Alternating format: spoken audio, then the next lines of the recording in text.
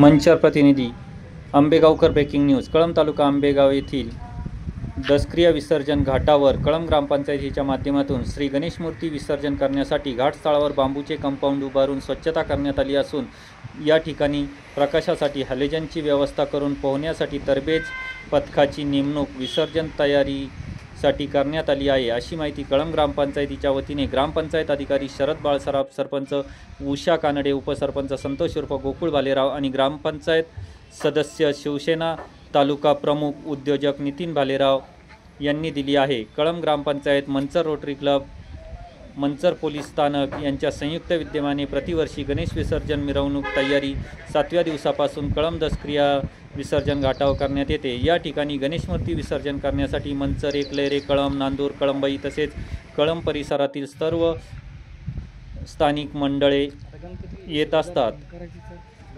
यावेळी गणेश भाविक भक्त मोठ्या संख्येने उपस्थित असतात.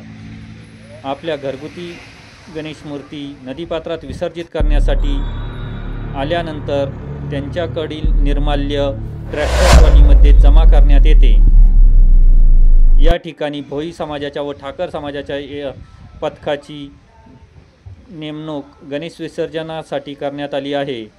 विसर्जन घाटावर ग्रामपंचायतीचे सरपंच, उपसरपंच, सर्व ग्रामपंचायत सदस्य, गावातील आजी माजी संस्थांचे पदाधिकारी, ग्रामपंचायत कर्मचारी, रोटरी क्लबचे अध्यक्ष, उपाध्यक्ष, आजी माजी सभासद, मंचर पोलीस स्थानकाचे पोलीस निरीक्षक श्रीकांत कंकाळ यांच्या मार्गदर्शनाखाली सर्व कर्मचारी, होमगार्ड मोठ्या संख्येने उपस्थित राहणार आहे. घाटमाथ्यावर कोणताही अनुचित प्रकार घडू नये यासाठी स्थानिक gram panchayat, Manchar Rotary Club, Manchar police स्थानकाच्या वतीने चोख बंदोबस्त ठेवण्यात येणार आहे. तरी गणेश मूर्ती विसर्जित करण्यासाठी येणाऱ्या भाविक भक्तांनी सहकार्य करून निर्माल्य संकलित करण्यासाठी मदत करावी. या ठिकाणी निर्माल्य गोळा करण्यासाठी ट्रॅक्टर ट्रॉली ग्रामपंचायतीच्या वतीने उपलब्ध करण्यात आली आहे. निर्माल्य गोळा करण्यासाठी कळंब ग्रामपंचायतीचे कर्मचारी व रोटरी क्लबचे सभासद मोठ्या संख्येने उपस्थित राहणार आहे, अशी माहिती कळंब ग्रामपंचायतीच्या वतीने उद्योजक नितीन भालेराव यांनी दिली आहे.